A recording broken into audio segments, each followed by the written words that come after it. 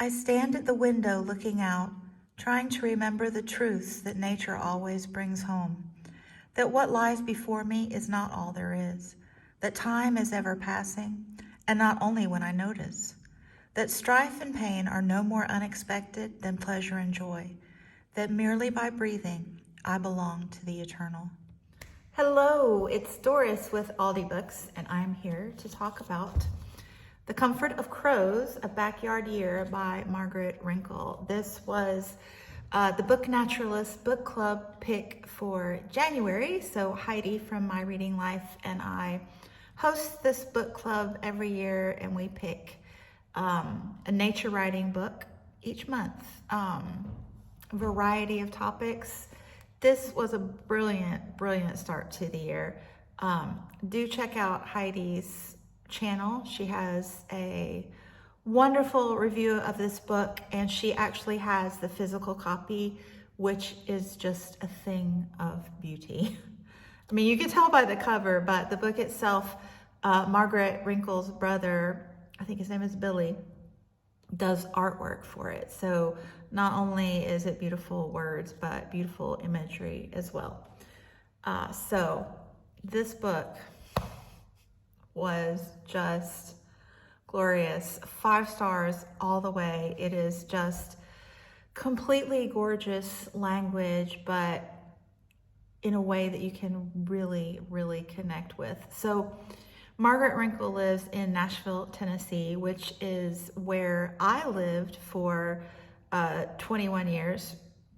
Recently, I moved to China 2 years ago, but prior to that, I lived in Tennessee, on the outskirts of Nashville, a more rural area, and the world that she describes in her own backyard and in the state parks there, it just made me miss springtime in Tennessee. I am a wildflower lover and all of the little critters. She just has such a heart for the great outdoors and the creatures in it.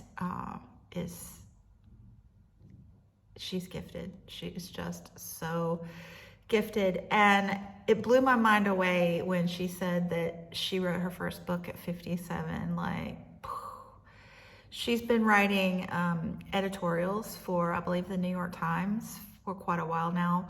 But yeah, wow.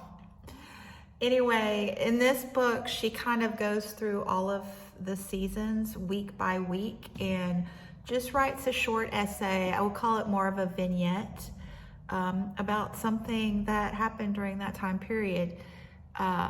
She interweaves thoughts about her children leaving home. They're all grown and kind of left the nest during the writing of this book.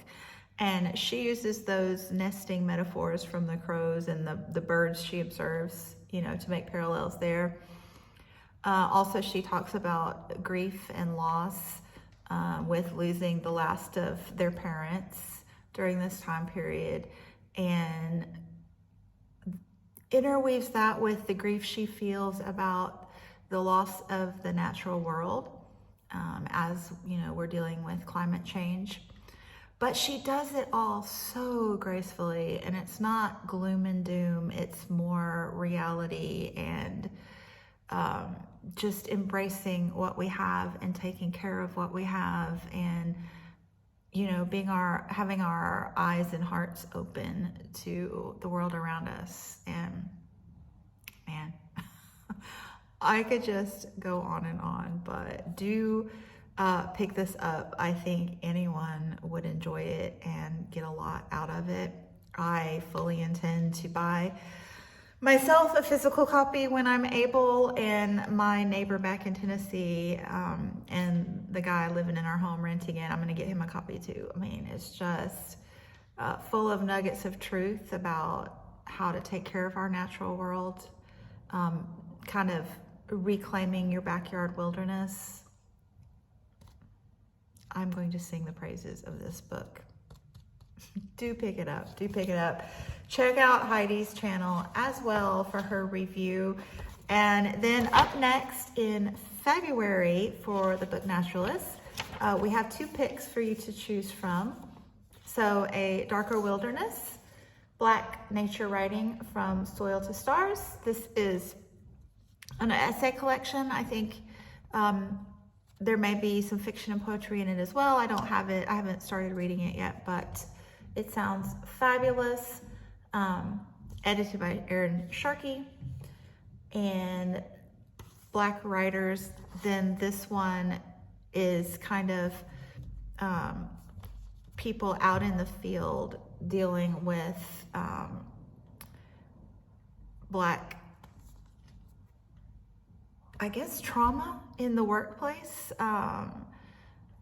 being underrepresented in the natural spaces, you know, park rangers and scientists and biologists, reimagining the relationship of African Americans to the great outdoors.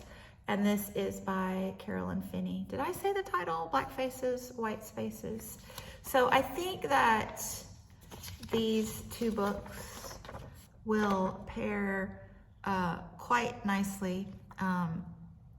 These are topics that we've explored with the Book Naturalist Book Club in the last few years, and I think these two books will really kind of solidify that analysis and really enrich our lives. So, thank you so much for watching all month long. If you did do that, this is my 31st video for January. I have not finished The 7 Moons of Molly Almeida, so I don't know yet how that's gonna go. It is currently 2:23 on the 31st here, but you know, I could extend it to the 31st back in Tennessee. Or maybe I'll just extend it until the BookTube prize announcement, which is at high noon on February 1st, which would be like, I don't know, midnight-ish, 1 o'clock in the morning on Saturday for me. No, Friday. It's also complicated. The second, I'm like 13 or 14 hours ahead of Tennessee in the US,